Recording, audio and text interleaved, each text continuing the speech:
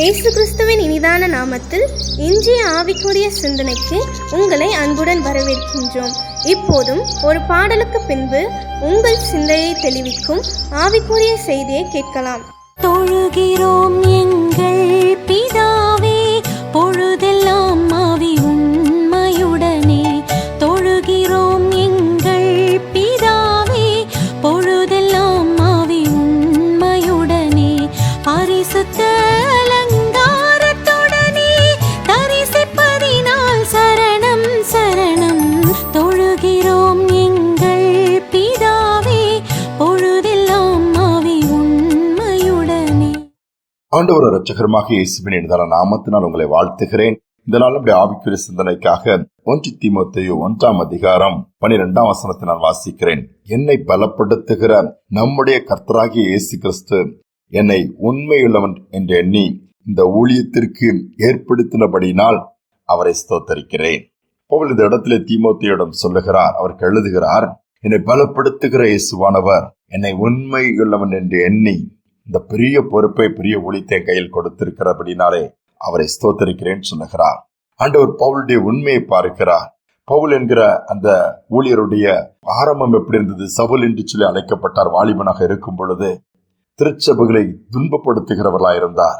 ஆண்டவருக்கு விரோதமான காரியங்களை செய்தார். தான் செய்கிறது தான் நியாயமாக இருந்தது அவருக்கு. இயேசுவை சந்திக்கும் பொழுது மாற்றப்படுகிறார். முழுவதும் ஆண்டவருக்கு தன்னுடைய வாழ்க்கையை கொடுக்கிறார். அதோடு மட்டுமல்ல, அன்றிலிருந்து ஆண்டவருடைய காரியத்தை உண்மை உத்தமமாய் செய்கிறார். இயேசு அவருடைய உண்மையை பார்த்து பலத்த காரியங்களை செய்யக்கூடிய கிருபைகளை கொடுக்கிறார், வல்லமைகளை கொடுக்கிறார், வரங்களை கொடுக்கிறார். பல நிருபங்களை எழுதியிருக்கிறதை வேதத்தில் நாம் பார்க்க முடியும். உண்மை நிமித்தமாக அதை செய்தார் என்று சொல்லி இந்த இடத்தில் அறிக்கையிடுகிறார். நம்முடைய ஆண்டவர் அதைத்தான் தேடுகிறார். உண்மையுள்ள மனிதர்களை தேடிக்கொண்டிருக்கிறார். உண்மையுள்ளவர்கள் தான் பரிபூர்ண ஆசீர்வாதங்களை பெறுவார் என்று வேதம் சொல்லுகிறது. ஆனால் அநேகரை நாம் சொல்லலாம், எல்லாவற்றிலும் உண்மையாக இருக்க முடியாது, எல்லாரும் உண்மையாக இருக்க மாட்டார், பல காரியங்களை சொல்லுகிறோம். ஆனால் வேதம் என்ன சொல்லுகிறார்? உண்மையாக இருக்க வேண்டும் என்று சொல்லி விரும்புகிறது. சிமர்னா சபைக்கு கூட ஆவியானவர் சொல்லும் பொழுது, நீ மரண பரியந்த உண்மையா இருக்க வேண்டுமா? என்றாவது ஒரு நாள் அல்ல, எப்பொழுதாவது ஒரு நாள் அல்ல, கடைசி வரை நாம் உண்மையாக இருக்கிறோமா? ஆண்டவருடைய கண்கள் பார்க்கிறதுக்கு மறைவானது ஒன்றுமே இல்லை. நம் செய்த கிரியைகள், நம்முடைய எல்லா காரியங்களையும் ஆண்டவர் பார்க்கிறார். உண்மையாக இருக்கும் பொழுது நிச்சயமாகவே உத்தமனுக்கு கர்த்தர் துணை என்று வேதம் சொல்கிறது. நம்முடைய கர்த்தர் நமக்கு துணையாக இருப்பார்.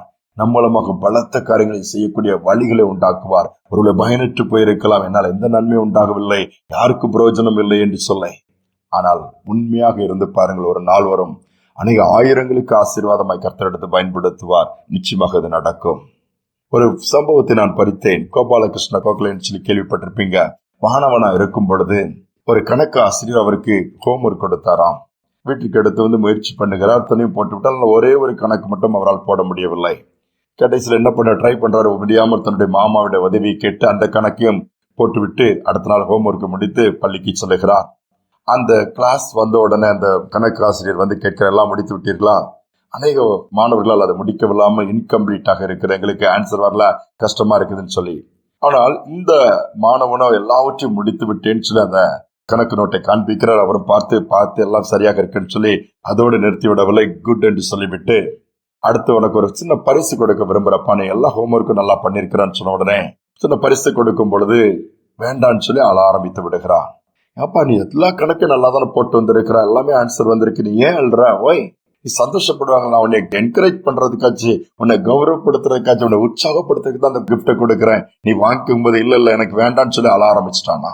சரி, ஏன் அழுறான்னு சொல்லி கேட்கும் போது, இல்ல இதுல ஒரு கணக்கு எனக்கு தெரியல, இது எல்லா கணக்கும் நான் போட்டேன், அதனால எங்க மாமா உதவியை நான் கேட்டேன், அவருடைய ஹெல்ப்னால தான் அதை நான் போட்ட முடிஞ்சது, இல்லைன்னா அந்த கணக்கை என்னால் போடாம தான் நான் வந்திருப்பேன் அந்த கணக்கை.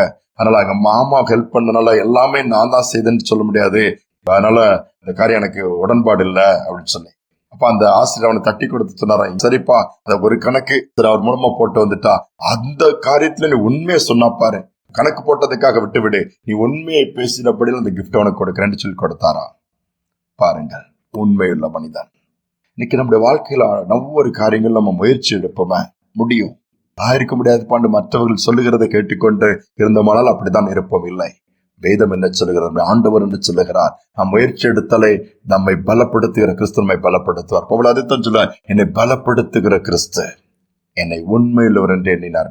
நம்ம இப்ப அவர் பலப்படுத்துவது நம்மளால் எல்லாவற்றையும் சாதிக்க முடியும். என் மலைகளை தாண்ட முடியும், சேனைக்குள் பாய முடியும், சொல்லிக்கொண்டே போகலாம். அந்த உன்னத தேவன் நம்மை பலப்படுத்தும்படியாய் ஏன்னா உண்மையோடு இருக்கும் பொழுதுதான் ஒரு நாள் அவருடைய சமூகத்துக்கு போய் நிற்க முடியும். அந்த நியாய தீர்ப்பு நாள்ல நமக்கு கிரியைகளுக்கு தக்க பலன் கொடுக்கும் பொழுது உண்மை உத்தமமான ஊழியக்காரியை என் அன்பு மகனே மகள் என்று அவர் சொல்லக்கூடிய அந்த சத்தத்தை நம்ம கேட்கணும். அந்த பாக்கியத்தை பெற்றுக்கொள்ளணும். ஜெபிப்போம். அன்பின் தகப்பனே, இந்த நல்ல நாளுக்காக நேரத்துக்காக நன்றி செலுத்துகிறோம். எல்லா இடத்திலும் பொய்களாக இருக்கு, எல்லாமே ஃபேக் நியூஸ் சொல்றோம்ப்பா. இப்படிப்பட்ட காலகட்டத்துல குழப்பத்துல இருக்கிற நாட்கள்ல நீங்க உண்மையுள்ள மனிதர்களை தேடிக்கொண்டிருக்கிறீங்க. ஏன் நாங்கள் அந்த லிஸ்ட்ல இருக்கக்கூடாது? நாங்களும் உண்மையோடு உண்மை பிரியப்படுத்த எல்லாவற்றிலும் நாங்கள் உண்மையாக இருக்க, மற்றவர்களுக்கு வேலை காரியங்கள் எல்லாவற்றிலும் நாங்கள் உண்மையாக இருந்து உண்மை பிரதிபலிக்க எங்களுக்கு உதவி செய்யுங்க. அதை கேட்கிற பிள்ளைகளுக்கெல்லாம் அந்த கிருபை உண்டாகட்டும். இதுல முடியலையே, நான் டெய்லி எதுலையா போய் சொல்ல வேண்டியது இருக்கு, அவன் தொழிலே எப்படி இருக்குதுன்னு சொல்லி அந்த நிலைமைகளை மாற்றுங்க ஆண்டவரே. முயற்சி எடுக்கிற பிள்ளைகளுக்கு வேண்டிய பலனை கொடுங்க, வழிகளை தரங்க, அற்புதங்கள் நடக்கட்டும். தாழ்த்தி ஒப்பு கொடுக்கிறேன். துதிகனமை ஏற்றுக்கொள்ளும் இயேசுவின் நாமத்தில் பிதாவே, ஆமேன் ஆமேன். கொடுத்த காரியங்கள்ல உண்மையாக இருப்போம்.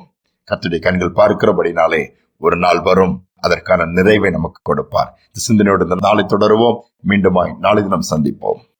என்னை விட்டு என் கண்ணை அகற்றிடேன், விண்ணை விட்டு என் கண்ணை அகற்றிடேன்.